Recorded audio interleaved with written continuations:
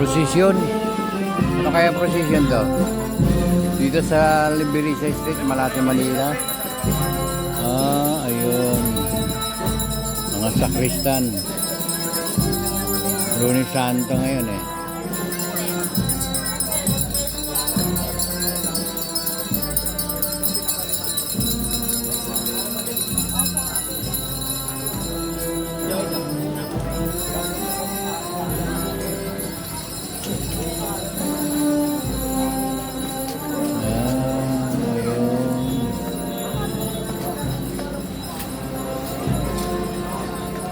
Sereno.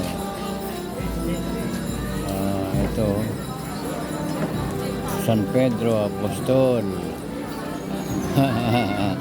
Ito yung itinatwa na 3 beses si Jesucristo at tumilaw kay manok. At halamanan na panalangin sa halamanan. So nanalangin si Jesucristo sa halamanan para bang alam niya na uli na siya.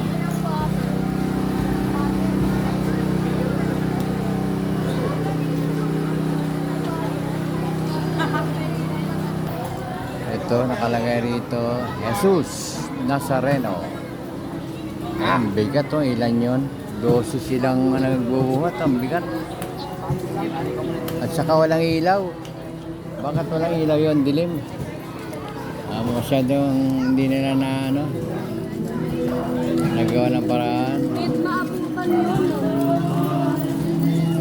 Ganun, parang may buhat na siya cross. Nahuli na ba siya? Lunes Santo? Oo. Ba't ganun? May buhat na cross.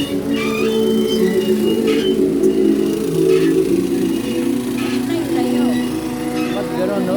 Lunes Santo ba siya inuli? Bakit nagbubuhat? Ito naman, La Pieta. Oh. Karga-karga. Bigat na. Karga-karga yung isang tao ng babae. At gano'n, buhat-buhat ng babae. Ito, sino to? Santa Maria, Marta. Santa Marta. Santa Marta. Ito naman, ano naman to nakalagay yun? Ang bilis. Britanya. Santa Maria Britanya. Oh, mahabol to. Ang bilis ng lakad nila, oh. Mahabol. Maria na naman to. Oh, Maria Magdalena. Ang dami palang Maria. Maria Magdalena. Oh, ito may pare dito na nahuli yung pare. Ayan, may mga candlelight sila. Ito yung pare, nahihirapan na makad. Oh.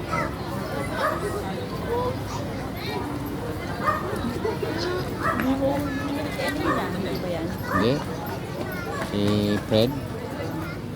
Medyo mataba lang din.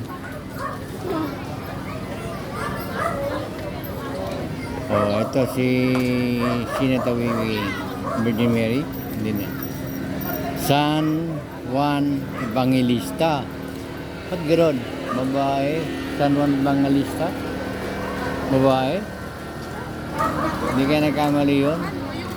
Nakalagay San Juan Evangelista pero babae. Yun. Pwede pala yun. Babae, San Juan. Ganun eh. Oh, mambilis nila lumakad, oh. Parang may nahabol, oh. Ang bilis.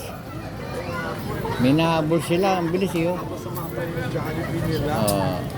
Augusta sa Santa Maria tayo. Augusta, ang daming Maria, ano? Oh, dulo na pala yun. Augusta. Ang dahil kabataan sila, mabuti mo na.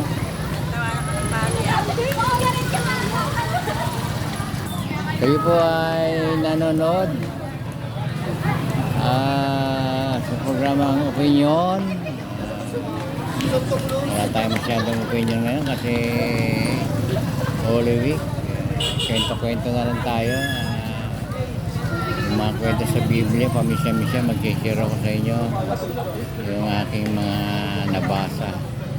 Totoo niyan isang tao ay nabasa ko ang buong Biblia ang daming patalinghaga na kwento na hirap intindihin, pero marami naman akong natutunan na natandaan na pwede kong share sa inyo kahit paano. Tagal kong binasa yung Biblia dahil wala akong trabaho noon. I have the time, the interest, and noon wala akong trabaho kasi kaya I have the time. Ang problema, siyempre kailangan kumain ka rin. Nagkataon naman kahit wala akong trabaho, yung misis ko may trabaho. So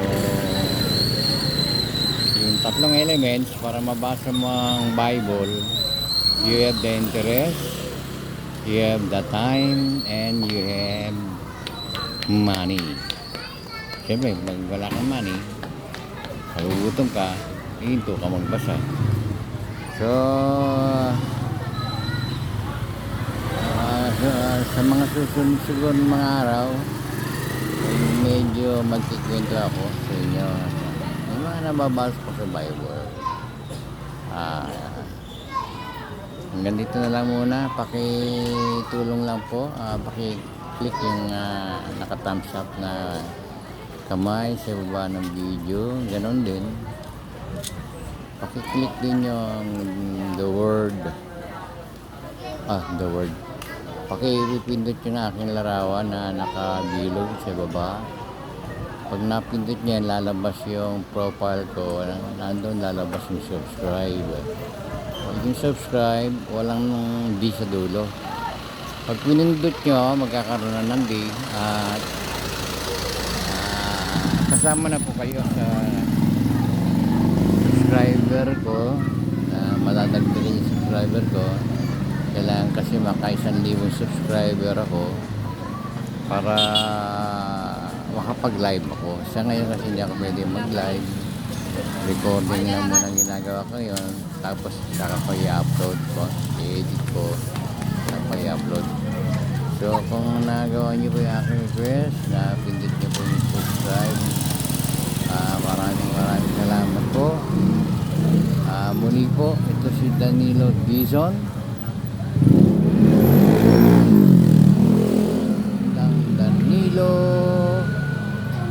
Dizon TV. Thank you for watching. God bless.